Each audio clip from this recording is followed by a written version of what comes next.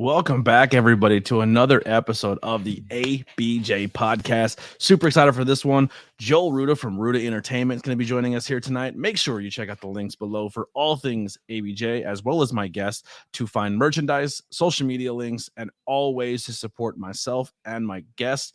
If you want to check out these episodes earlier, we do have our Patreon. It's as little as $1 to join in, and you get that content earlier on a Monday and not just a Thursday. TeePublic is up and running. Also, our Teespring accounts, as well as a Pro Wrestling Tees, has just hit this market. I'm going to be honest, Pro Wrestling Tees is a great company. I don't expect to get much traction, but if someone says, "What the hell is the ABJ Podcast?" and seeks me out, that's the way we're doing it. But all of the logos are on TeePublic, all 200 and some of them that are out there now. Huge thank you to Logos by Hunter, as well as Witchcraft by Lily, Kai, as well, Logos by Kai, as well as Haley Stokes for all the amazing logos. They have been super supportive of this time where, right now the little on my downswing. So I'm trying to, find ways to make some money and keep this podcast alive. And those t-shirt sales have been super helpful. And those logos have been super helpful to get some new eyes on the product. So check out those links below as for all ways to support. And also make sure you support my guest. My guest tonight, Joel Ruda, is someone who I got to meet at PPW. He's a manager or a liaison, an agent. I'm not sure exactly what title he prefers. Big Dust, one of the best ringside guys next. He considers himself a buddy when he's out there. He's not a manager. He's the wrestler's buddy. Big Dust is a sweetheart. But it's an art form that I feel like is not utilized enough in certain promotions. Some promotions use it too much, but then there's some promotions who don't use it at all, and it's a very lost art. You look at the old school, golden age of professional wrestling. You had the Bobby Heenans out there, Jim Cornette. You had polarizing characters who were managers of teams, and if done right, it's a great role. And Joel does a great job of doing that. One of my favorite tag teams on the scene, Championship Material. They're super talented, good-looking dudes out there killing it every time at a show. He helps manage them, as well as his business, Ruda Entertainment, custom titles galore. I'm not a title guy because I don't have money, but if I did, my entire walls will be filled with Joel Ruda titles. They're absolutely amazing. He has everything from WWE, Impact, GCW titles. Last time I seen him, he's making custom titles for wrestlers when they come to cons. So if you recently just seen, I know this is airing later, but we're recording this in October. But a few weeks ago at Legends of Hamburg Fieldhouse, the Nation of Domination got together for the first time in years, and Joel made them all custom titles of the titles that they held. Mark Henry held the Big Gold, D'Lo's European Championship, and they're all Nation of Domination inspired. They're super cool. That photos all over line. That was Joel Ruda. That was all his work, his doing. He did a fantastic job doing it. So without further ado, I gave my intro. Hope it wasn't too long, but Mr. Ruda, Joel Ruda himself. What's going on, bud? You put a massive smile on my face just with that buildup, man. That's great. And that was a great fucking memory too. That was a fun weekend. Yeah. So let's dive there. Let's dive into the business aspect first with Ruda titles. So how did you find a way, or how did the reuniting of the Nation of Domination happen? So that was Ken Hoover. Ken Hoover's a promoter in the business. KH Promotions, right? KH Promotions. There you go. Yep. So you know him, and that's what he does. He does meet and greets. And there was a moment just recently. I know you remember. There was a scene in BPW. I took a 4-way Samoan splash. Had Sean Maluda come down on me, Alpha, Lance, Jacob Fatu, all 4, and it amazing, right, dude? It ended up with a cracked rotator cuff, a slight fracture in my neck. Accidents happen, like shit happens. I got no bad blood, no bad feelings in it. It was a great spot, terrible idea, executed almost perfectly. But that laid me out on the shelf, and that's where I got talking to Ken. I was actually at an AXW event, which they have in Hamburg there. And I guess he had the idea of getting the Nation of Domination together. And I think the couple people he talked to were like, yeah, good luck. Like, go talk to Ruda. Maybe he'll talk to you. Because I'm sitting there injured, wondering if I'm even going to get back in a ring or get back into like that actively being involved in wrestling. Or maybe I just want to stick to the belts. And he came up to me and said, what if I could get, and started going through his whole idea. I was like, I'm in. Like, that's a no-brainer. If you can make it happen, I'm One of in. my And favorite stables in professional wrestling. So underrated. Like, if there's no Nation of man, Domination, we don't get The Rock. no, Nation of Domination and DX. I mean, that Yeah. was it. And that Yep. was, I mean, even just talking to like Ron for a weekend in the car, like we were together pretty much attached to by the hip for a weekend. And like, I remember being in freaking like probably fifth, sixth grade, watching him debut in that blue suit, like a Titan, you know, it looked god awful, which he even felt, you know, the same exact way. But it's what you do with those terrible gimmicks and terrible bookings that get you to the next level.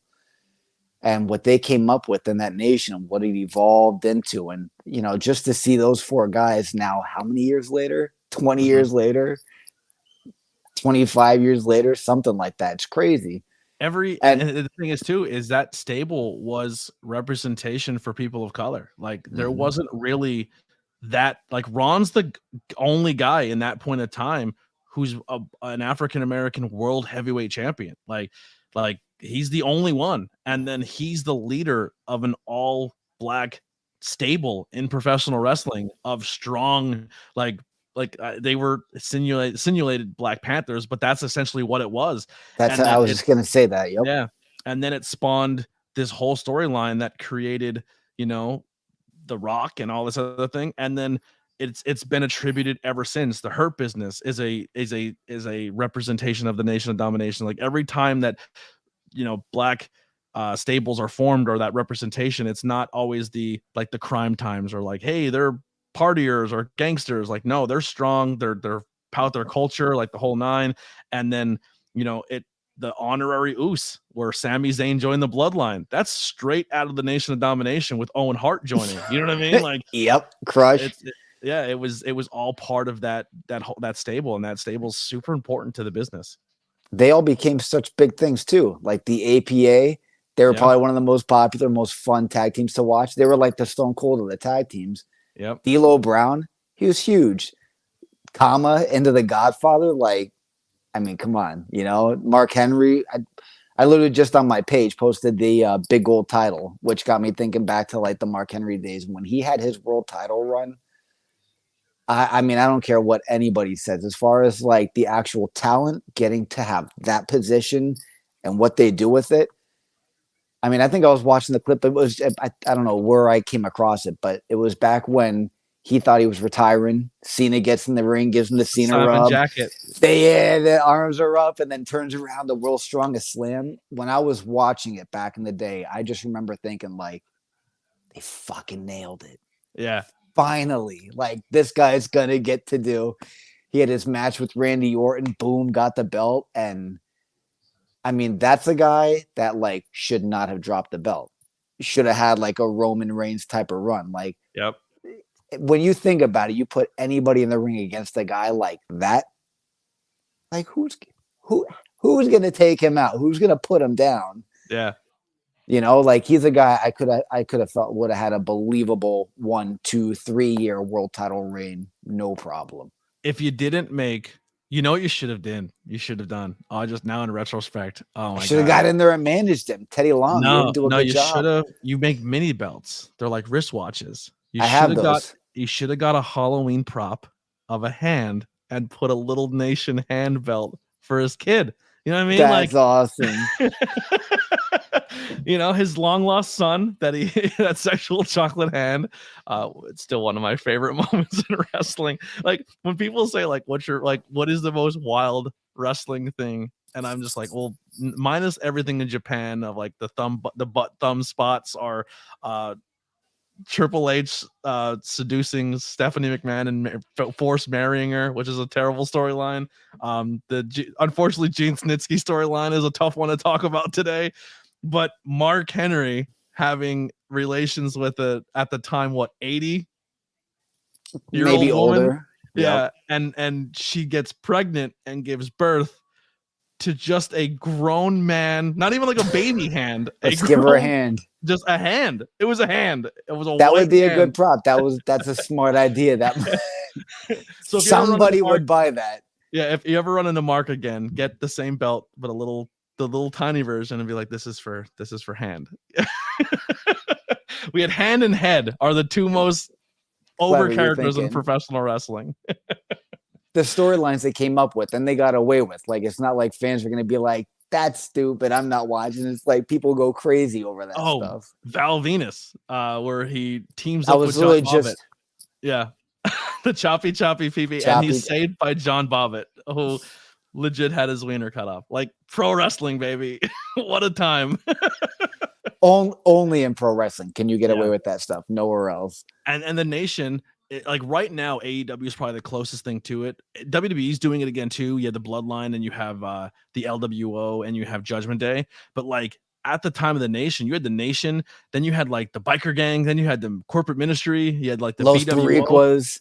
Yeah, there was like every group. It was like gang warfare. Like everyone had a little stable, and all the stables like went at each other. It was a dope time to be a wrestling fan. Yep. Yeah. So you guys got to. This is all coming together. You know it's going to happen. So when does the idea of, well, I'm going to make them all custom titles? Like you could have made a title for like the replica titles of the titles they won that represents them as people. But you took it another step further. How did that come about? Yeah, so I'm a total mark for championships. Just since I was a kid, always been in love with them. You know, like that's, and kind of like, you know, you were telling me earlier, like you'd be a collector of them if you had the money for them. Same thing. Like I would have had a million of them, but I couldn't afford one. I remember my buddy getting like the foam belts and thinking like those were the coolest things. We're having fake matches. I never even to had fight a foam one. Yep. Never even had one. I mean, just to really take it back, when I first started, you know, like a salesman would feel like comfortable having a business card. I always wanted like a prop and being a complete mark for belts. I wanted like my $1 million belt. And when I started wrestling, it was as a result of me being in, believe it or not, the life insurance business, right? Like I met a guy through a networking opportunity that got me into an independent wrestling company that evolved in me training and becoming a wrestler. And then how do I want to present myself? Well, I'll be this consultant with a life insurance championship. And I had like this massive wrestler, Vince Steele. I don't know if you know who that is. No, I'm not sure. But got paired up with this guy, Vince Steele. And the whole gimmick was you could fight for the championship, which comes with a big payday. But you got to take out a life insurance policy because I'm afraid my guy's going to kill you in the ring. I love that. Like, I want to make sure your family's taken care of. So I had a belt made for that. And, you know, like, next thing you know, wanted to get a different belt made. And I get into like looking out online of belt makers. And there were some that I ordered some from that were a complete fucking waste of money. Some that you pay for something and it's not what you get. Some that were getting better. And I just got paired up with this guy that really amazing quality. And I did enough business with him where promoters were like, hey, I need new belts. And that led to me helping out promoters with it. This guy basically told me, I could get him enough business where like it's him and his 3 brothers. They have their own business together. They don't want to take it from anybody else and be completely inundated with it. So we pretty much work something out where I'm like their sales guy. They're the producers. And, you know, I have a great setup with them to do that. So when this came up, it was like, why don't we have a custom belt made for him? Yeah. And it was really badass, a cool opportunity to do. I got a bunch of them signed by him. I'm a collector guy, you know, like I don't have a big collection, but I believe in having collector pieces. I see you have a bunch of stuff behind you there, and I can appreciate a lot of this like is free crate stuff. But I do have my this is my thing right here. I have my Wembley scarf that I got in London. Dude, that must have been a hell of an experience. So I collected figures for a while, and then when I recently had my separation, I was like, I'm opening all of them and I'm putting them on display. Like I was like, I have nowhere to put them, so I just put them on display. So I opened a bunch of figures. My goal is, here's my goal: if I get a job and I get all the equipment I want, because there's some stuff I want to get for the podcast, but I want to get more shelvings and I want to put it along the sides. But my goal is I want to collect the entire Hasbro line. I've never had the entire Hasbro line. I want to collect that whole line. That's my bucket list. I have a visual memory where I can still feel like the packaging on the wall, smell the air, taste the air in Toys R Us, Christmas season, walking down the aisle, seeing all of them, being like, I want those. My dad being like, no, we can't afford it. You know, I it's had a like, lot of them. I had and a then lot of them. next thing you know, you got them for Christmas. That was the best line. Yeah. Period. I they were my favorite growing up. I had a bunch of them. I've told the story before, but like those Hasbros are ever like so. Mother Teresa came to my town, and here I built a garden for her and didn't know it because I was like this young kid and didn't know what I was doing. And I lived behind a church, but next to like a nunnery house. So I'm with these nuns every summer, and we build this garden. I'm trying to like speed the story up.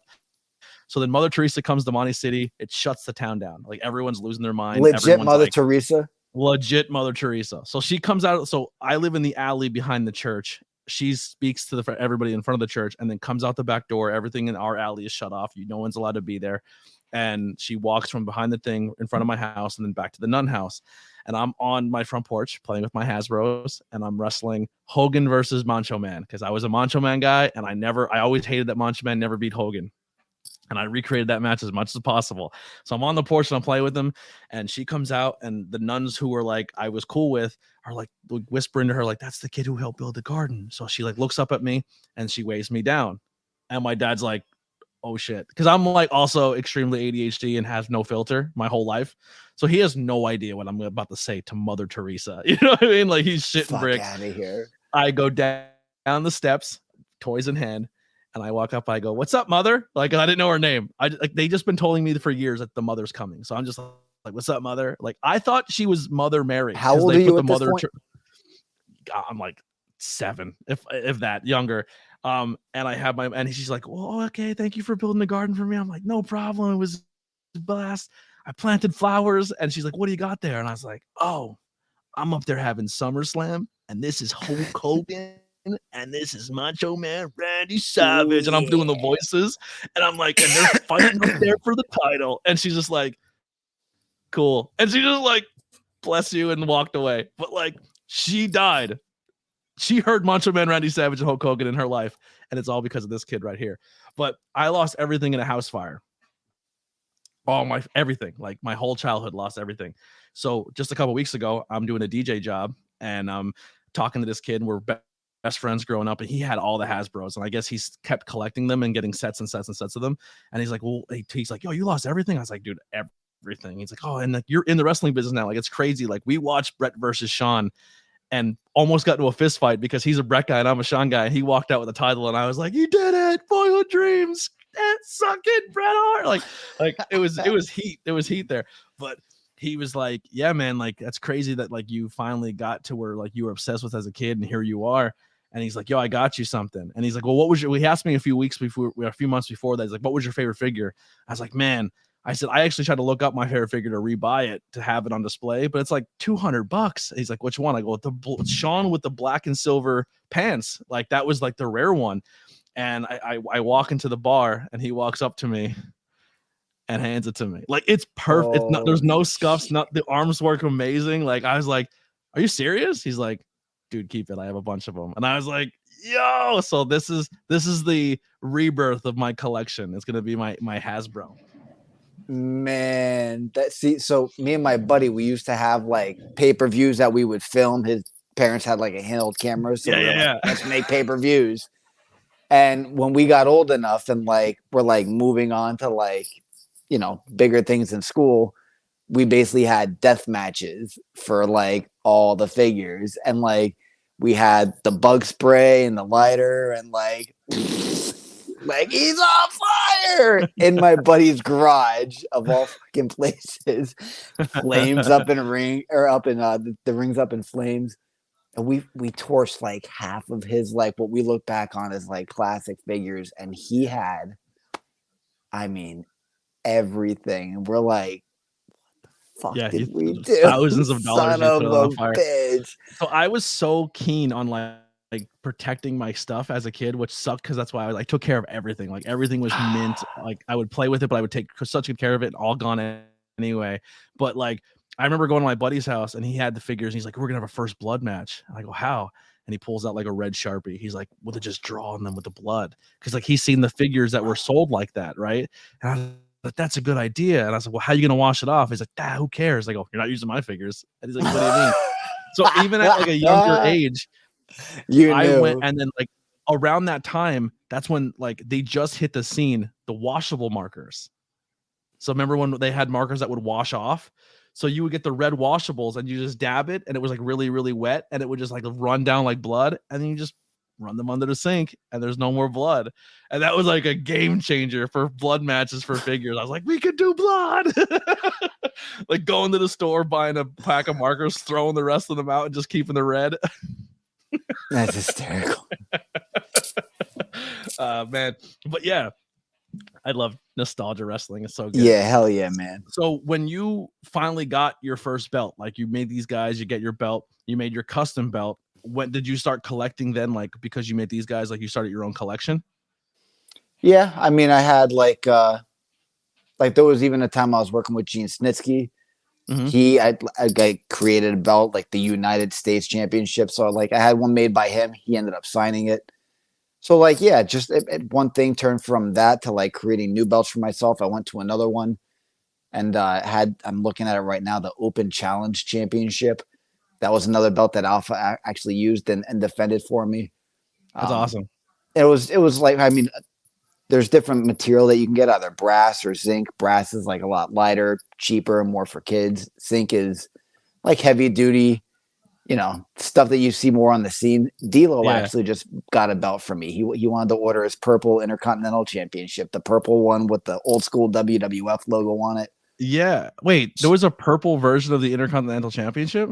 Oh yeah. Yep. I never knew that. He held it. Godfather held it. Yep. I never knew. I always knew of the blue, the white, and the black, the ones that like the three different ones that Sean held for his run.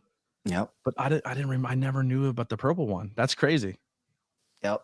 I mean, but the yellow one too. The yellow one was Warrior, right? Yellow. I have Warrior that one. He had the yellow one. Yeah, this is the one that I had with Alpha. And this shit's heavy as hell, man. This is like my version of Big Gold. Yeah. The Open Challenge Championship. It looks heavy. Holy the details deep on it. But like, how do you not love this stuff? Like, if you were a wrestling mark, man, like, how do you not love having a title and then you create one for yourself? Yeah. You know what I mean? Well, like, it's your own. I love the Signature Series ones that WWE make where they take an idea and then like morph it to beat the wrestler. You have I seen on your Instagram, you have a version of it for Demolition. You have a Demolition title. Yep. That one came out good. Like that's yeah. I always wanted the Shawn Michaels one, but then it left the shelves and it was like a normal decent price one. It was like $400 for like the Shawn Michaels one. But then they made a new Shawn Michaels one. It's like $800, $900. I'm like, come on. Like, dude, they can be so expensive. That's partly why I got into this too, is, I do enough business where I can get some pretty good deals, which, I do this as like a fun side hobby. So if I can get somebody something where, like what you would pay for online for what people call a deluxe championship, you're paying like $1,000, $1,200, $1,500 for something like D'Lo's getting. Even when he was looking at it, he's like, man, like these things cost like $1,200. How much if I want to get it? And you can get something easily half price, $400 or $500. I like making sure people can get the badass stuff for like a super affordable price. Like I'm not looking to make, no, not at all. And that's the thing, is like you get something off of, like, I don't want to talk down on WWE Shop. These are their belts. You know what I mean? Like, not these, but like it's their championships out there. We're making replicas of them. But if you get something through the shop, it's like a stiff leather. It's good for display. Mm-hmm. If you're walking around at a show and you're carrying it, it feels more like a toy.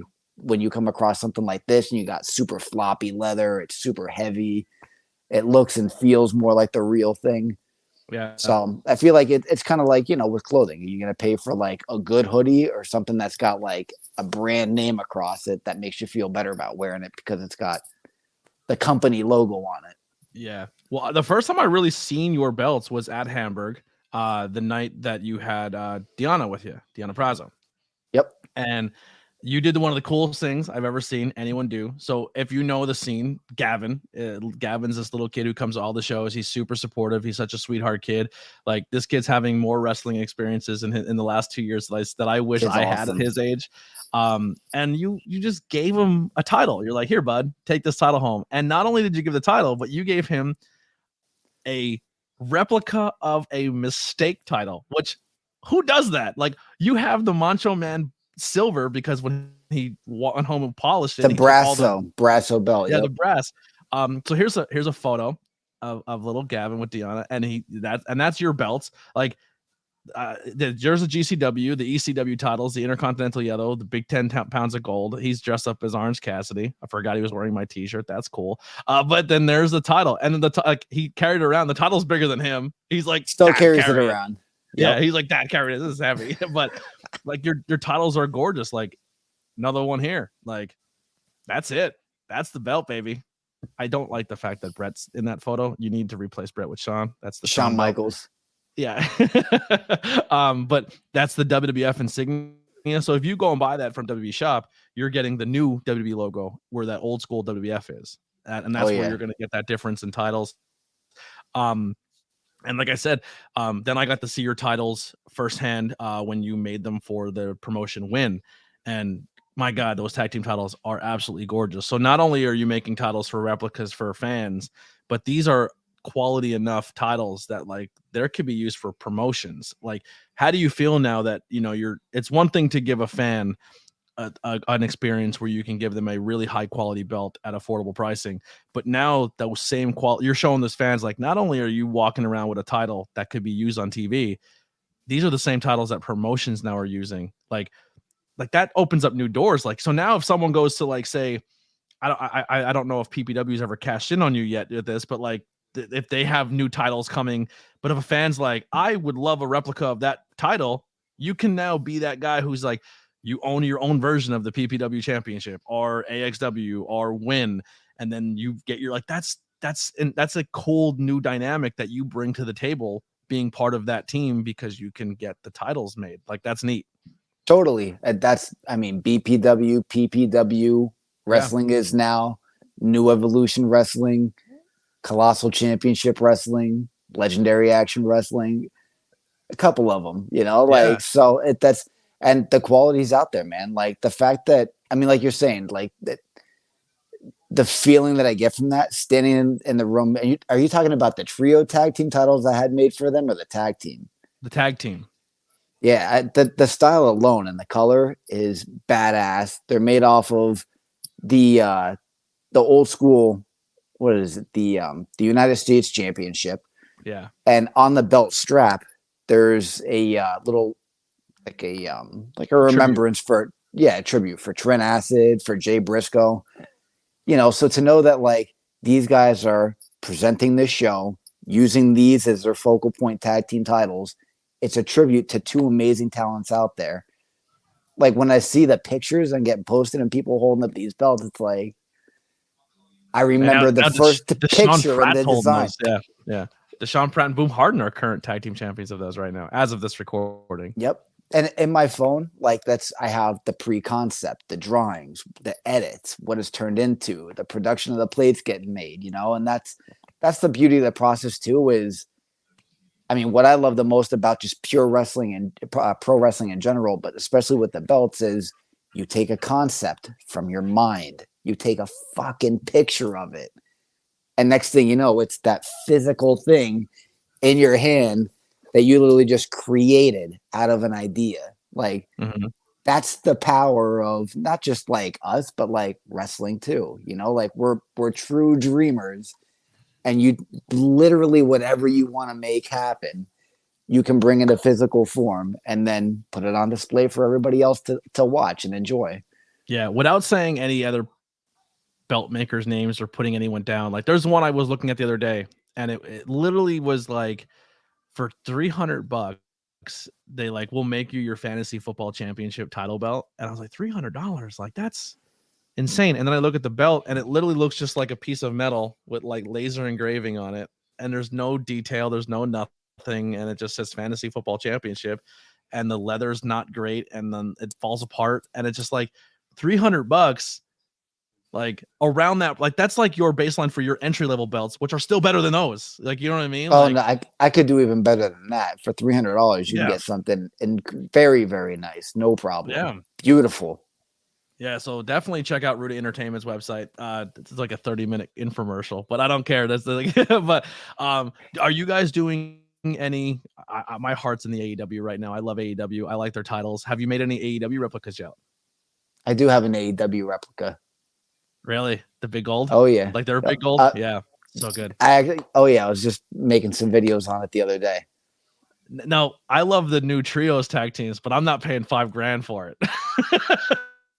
No, but like for real, if you wanted those trios made, I could probably have all three of them made for less than $1,500 for you. Not for you, but like for anybody that wants them. Like not $5,000 for one, 15 for three. Like that's, and they would be, truthfully, they'd probably be a lot nicer too. Because when I see them like throw them over their shoulder, I can see the leather's just a little stiff. These would be floppy as fuck. They'd be probably a lot heavier too. Yeah. You know, good to know because I want a Scissor Me title, so I may be hitting you up if your boy gets some cash. I love them. I love them so much.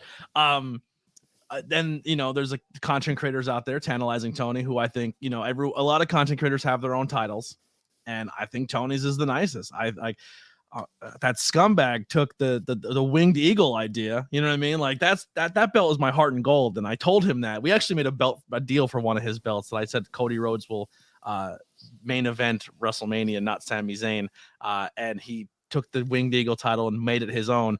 But without giving anything away, he's doing a yearly Mania title, which is exciting. He showed me a little bit of what the new one's going to look like, but it came out gorgeous. It's a great looking title, the winged eagle. So you're making, like I said, that's the customization. You're doing it for your promotions. You can make, if you're a Triple H fan, you want a custom Triple H and you have an idea, they can get it done. But so many different avenues you can go to. The links are below if you want to hit up Joel Ruda for his championships. I think he's pulling something out at the black screen. He went to the dark. He's hiding. We're getting a reveal. Flexing it right now, baby. Your camera's not on. We can't see you. Oh, we'll see if the camera cuts on. I'm going to kill dead air while we're waiting. But yeah, and here's a photo just to kind of pull it up. Here is Ruda with the Nation of Domination with each one of their titles. We lost him for a second, so we'll wait till he pops back in. But there is the Nation there in all their glory. Big gold, the IC. I think Ron here has another version of the big gold, but that's everyone there kind of flexing it with Joel and the Nation. Hell yeah, man! That was a great time. I got exactly what you were just talking about. So look at this sucker. So a lot of people like the dual plated one. That's fine, but that like the dual plated is Hogan's version of that belt, correct? And then when it went to Brett and Sean, it went solid, right? I actually couldn't tell you the difference of that. I just know like our guy started making like these HD plates, so it's got like the 3D kind of look on it there. Oh yeah, I see the dual plate on it. The feathers are really popping out there. Now on the side plate, do you have the WWE champion, like that little WWE championship thing? There it is. That's so sick. I love that belt. That is the best. Where do you rank? Like, what are your top 5 belts? Like, if all-time favorite belts, how do they go for you? Man, they're probably all a lot of these in the golden era, they call it. Yeah. The classic Intercontinental Championship, like the Riz Ramon, the Shawn Michaels, like that, hands down for me. What color? Do you like the white, the black, or the blue? I'm looking at the black right now. The white's cool. Good. I got one that was just signed by Marty Jannetty, which was cool because I remember being 10 years old watching that Monday Night Raw when he won. That's another thing. Like I remember sitting on the couch that night. I remember that. This is the new Walmart. It's a mix between the LGN and the when LGN made the what were they, the AWA or the figures, and they also made the He-Man figures, so they were all like extra jacked more than they should have been. So they're recreating that figure line, but with WWE. But Sean came with the Robin Egg blue IC title, the blue one. Yeah, I think I think someone told me that's the only time that figure a figure has had that blue IC title. But yeah, IC title, gorgeous. That's up there right here. Yeah, I think this was one of the nicest ones. Yeah, but I think the tag team titles in that area is really good. Those tag team titles, they're really good. I got that one too. I got it signed by Ron Simmons. I The WCW US title, I think, is probably one of my top three. Yeah, that's a really good title too. Big Gold is always up there. That's a really good title. I love Solid AEW's title. World Championship. I love AEW's Tag Team Championships. I think they have really nice looking Tag Team Championships.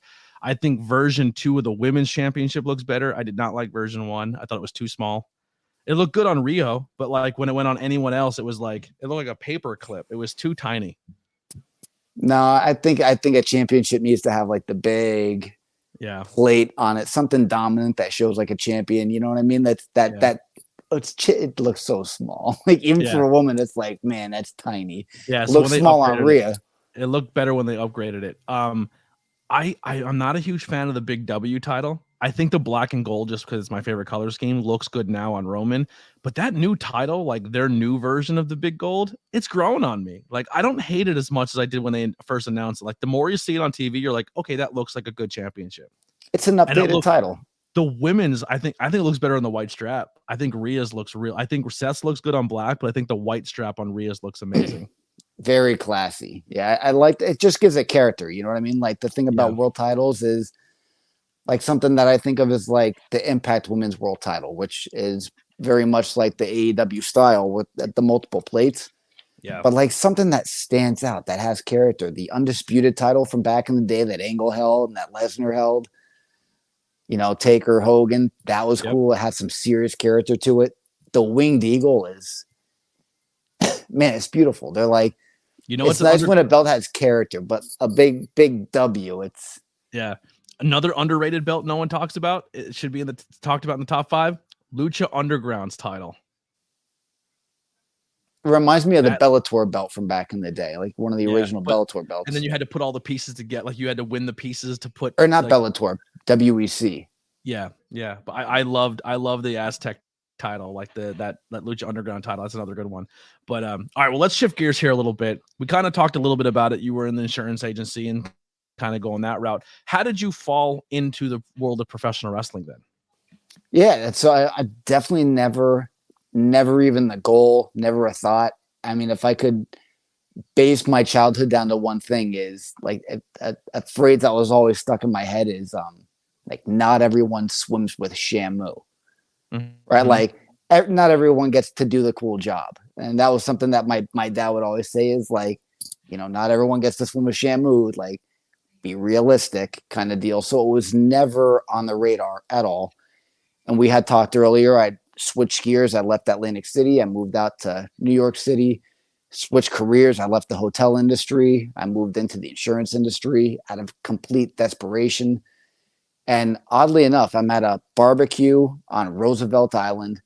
It was, I think, July 2014. And got a call from a guy 2016. Because February 18th was when I debuted. On my birthday, February 18th, 2017 was when I debuted as Mr. Ruda on my first show. But I'm at this networking event just with my team. And I get a call from a guy that knows Gene Snitsky, who just friend of a friend said, hey, we're out in Hoboken enjoying cigars at the Hoboken cigar shop. If you want to come by. And are you familiar with Hoboken at all? A little bit, not too much though. Like down where the subway is, down or not by the like where the train comes in, where the boats come in. It is it's always busy. No matter when you're there, it's always busy. If you're looking for parking, it's non-existent. Me and my buddy Roberto, we go through the city, we get into Hoboken, and as we're pulling around the corner, right where the cigar shop is, probably one of the most popular parts that you could be in, we see this car right across the street pull out, and we pull right in. Like it was nothing. We're like, holy shit. Like fate. They're like destiny. Dude, I couldn't write a better story for this. So we go in, we're talking. I meet this guy, Frankie Flo. He's got his legendary action wrestling promotion. Did a lot of it in like Spanish Harlem area. But I basically told him, I said, listen, I work for a life insurance company. I know you got a lot of families that come to your show. I'd be happy to make child IDs, you know, talk to the parents if they want any information, but just to be there. And he thought it was a great idea. I came in, I watched a show or two, never really led anywhere. but it was right around the time that Lesnar was facing Goldberg in Survivor Series, right? And I just pitched this idea to him. I'm like, could you imagine if like Heyman and Lesnar brought in this life insurance agent and they made like all of his opponents take out life insurance policies? It's like, oh, that's a great idea. We should do that. I'm like, oh, cool. It's like, when do you want to start training? I'm like, what do you mean? It's like, no, if you're going to be a manager for this, you'd be fine with taking bumps, right? And next thing you know, I'm in a ring learning how to take bumps. I literally debuted February 18th, 2017 on my birthday. Had this, it was a match with this guy, Vince Steele, that I told you. I don't know if you've ever heard of Psycho Clown. Yeah. Yep. So Vince Steele versus Psycho Clown. Psycho Clown beats him. They think they're going to take my life insurance title from me. We pull out this whole scene. The next thing you know, Psycho Clown, boom, clotheslines me. I did this 360. It was crazy. I didn't even know what the hell I was doing. I just knew I'm going to turn around after trying to hit him with the belt and taking this big ass clothesline. I had no idea how it was going to turn out. I'll send you the clip after the show so you can see it.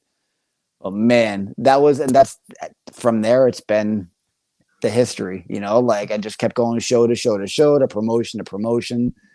I ended up in Evolve. I love the fact that you trained, because there's some people who get into the manager spot and they've never taken a bump. They never trained. A lot of people say to me, like, when are you going to become a manager? I said, no. Like, what do you mean? I'm like, I can't take bumps. My joint disorder will not allow me to be a wrestler. So I did a referee spot the other night. Like, I just jumped in as a ref because I needed a ref for a match. I was like, I'll do it. Like, that's not a big, like, I felt weird doing it because I feel like you should be trained, but like I did do a couple trainings and just do like referee while they're kind of working and training. So I did a little bit of it, but like, I respect it, that the fact that you went in and you learned how to take bumps properly and all that. Cause some people just go in there and do it because they're like, I'm a good personality. I shouldn't have to go do what everybody else does. But the fact that you did, I think that earns more respect for people. I think a lot of people just try to jump the line and get in there and be like, well, I trained way back in the day, or I'm really, really funny, so I should just be in there. It's like, no, that's not how it should work. Like, that's why I'm like, I'll stay on commentary. That's where I belong. You know what I mean? Because to get in the ring, you have to earn that. You have to earn that. You don't just get in there. Definitely. Evander James and Montekia. I'll give the two of them credit for me properly learning how to take a bump. Finally, it was the two of them gave me the right coaching I needed because I just couldn't get it down. And they're two amazing talent. And never once had a rough bump after that, man. So, yeah, right in the Bronx Wrestling Federation, man. BWF in the Bronx. Love that. So when you came to PPW, how long have you been established then before you entered the PPW scene? 3 years. 3 years? Yeah, so I did Legendary Action Wrestling. I was with them for a little while. Ended up leaving that, and we'll just say that something happened around like the end of my LAW run that made me say, you know what? It was a fun experience. Time to move on. Like, I'm good. And then next thing you know, I heard Evolve was having a seminar in Brooklyn. Adam Cole was going to be there. Buddy of mine was like, I don't know if you want to check this out or not. My favorite. And next thing you know, I'm on an Evolve card. I'm talking to Adam Cole backstage. I find out he's from Allentown, Pennsylvania. Yep. Not Allentown, Lancaster, Pennsylvania. Because he told me he's from Orlando. I'm like, no, you're not. Where were you before Orlando? He said, yeah, exactly. Actually, him and Matt Riddle are both, I think, technically from the Lancaster area. And I'm originally from Bloomsburg, Pennsylvania. So another small town area. He was familiar with it. But I was on the Evolve card. One show led to another show, led to working with Rhea Ripley, Keith Lee, Tommaso Ciampa. We were at La Boom, and then pandemic hit. Done. It was like, fuck. Yep. And I have Gabe Sapolsky. Moved to Florida. And they all moved. I watched every single person. My very first night in Evolve was Austin Theory's last. I remember standing behind the curtain, watching him do a little celebration of his send-off to WWE because he had just gotten his contract, which is pretty crazy. And then I'm watching all of them go to WWE, and I had Gabe Sapolsky telling me just, like, go get reps. That's the best I can tell you. Go get some reps. So I ended up with this company, New Evolution Wrestling. Pandemic, again, was kind of like a drag on everything. We tried to force a comeback show, and we ended up in Broadheadsville. And that's where, at one of our New Evolution Wrestling shows, that first one back from the pandemic, Tony, owner of PPW, saw me and was like, was that the one where, speaking of Lucha Underground, is that the one that Mila Mortez was at? yeah, he chokeslammed me in that match. Yep. You know what's hilarious? I met him not at that show, at a different one, and watching Lucha Underground, I always thought he was huge. Like, I thought he was like a 7 foot, 6 foot tall dude.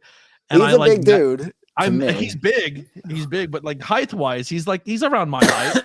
And I was like, yo, no disrespect, but I thought you were taller. He's like, because I'm wrestling Ray Phoenix and Pentagon. And I'm thinking those guys are like this big. He said, but he was a fun conversation. Like I was like, dude, you're like the Lucha Underground Undertaker. Like you were sick there. Like he like got to pick his brain a little bit. He was super cool.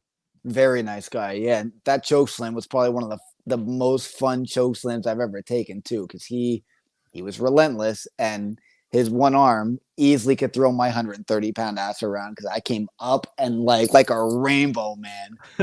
But again, thank God I know how to at least land properly, and you know, it's like you were saying, not anybody can just get in and do that, because what these guys do, every single time I begin a show and I end a show, I'm thinking, these guys are doing a long ass match with these moves. I brace myself for a 1. That's it. I'm getting one good bump, and these guys take them one after another, and every weekend, sometimes twice a weekend, sometimes double shots on the same day. I don't think people realize what they go through, and I got the best seat in the house now. I managed to get not even past the front row, past the guardrail, and I don't have to be in the ring. I get to sit ringside, and every single chop, every single slam, or when a strike's a little snug, you're like, ooh, that was in. That's real, man. I feel every single one of those. Oh my God. Even sitting here talking about it, I can hear the crack. Yeah.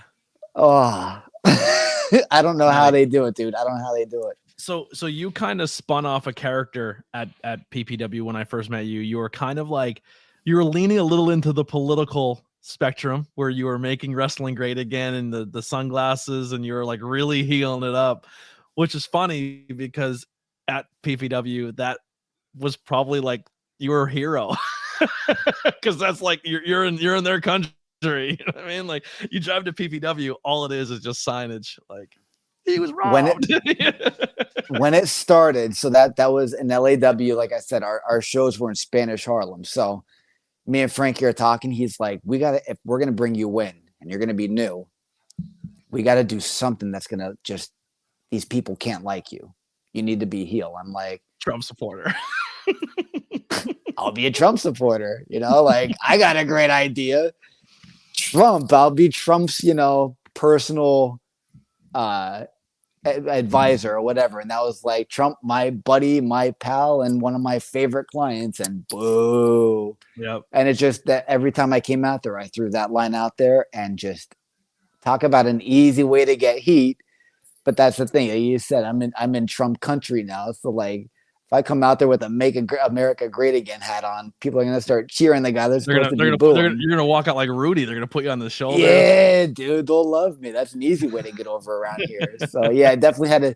That was another thing from Gabe too. Is like, he did a lot of one-on-one seminars. He still offers them, but it was during the pandemic. I thought, if I'm gonna spend any money on anything while I'm trapped indoors, and I'm gonna spend any time with anybody, why the hell not pick that guy's brain? Gabe is absolutely one of the best in the business, and he's brilliant.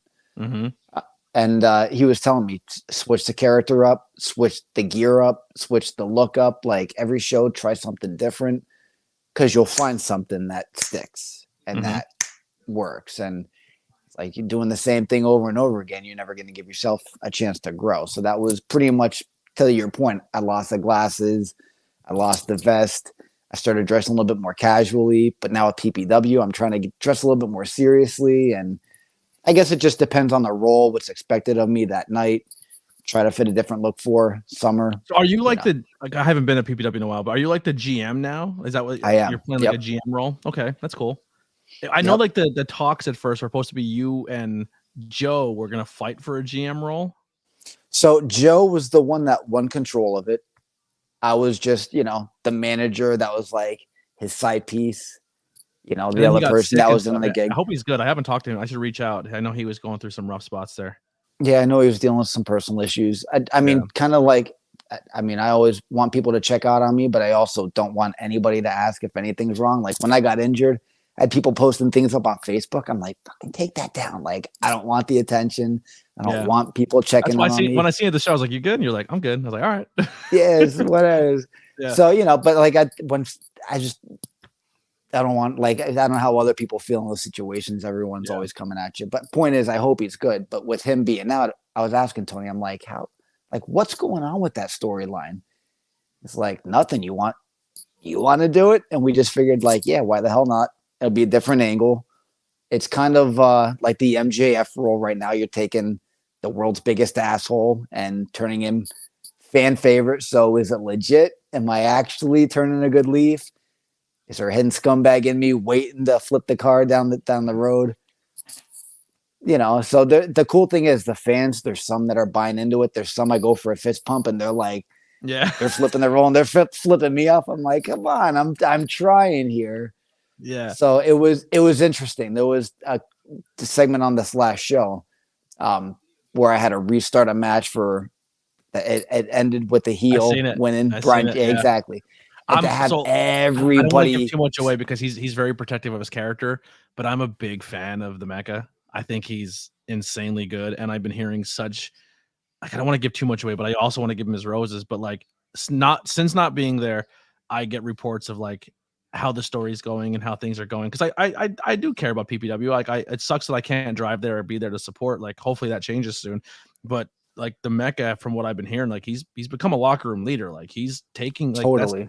He's not just walking around a title and showing up every month. Like he's back there helping with promos. He's back there making sure storylines are cohesive. He's making sure it's not just his storyline's good, but he's helping everyone around him. And that's why I like the guy. He's a good dude. Yeah. And I seen the promo where he was kind of chasing you backstage, and it was a one take deal, and it looked great.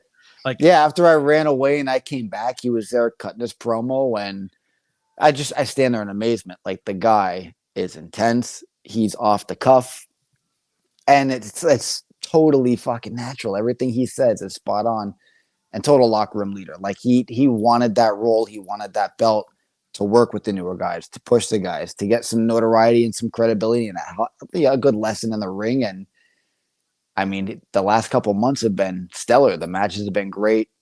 He definitely got Soriano over. Not that he needed to be put over, but like that match and the ending to it, to be out, that was a first face feel I've ever had. I've been nothing but booed for the past 5, almost 6 years. To even hear half the area when he won, people chanting Ruda, was like, I know what I just did for not just the fans. Exactly. It was like, but that's the power that, not me, that Adrian Soriano had. Yeah. To be that over. Primal Fear's a good team. Anybody, they're good group guys.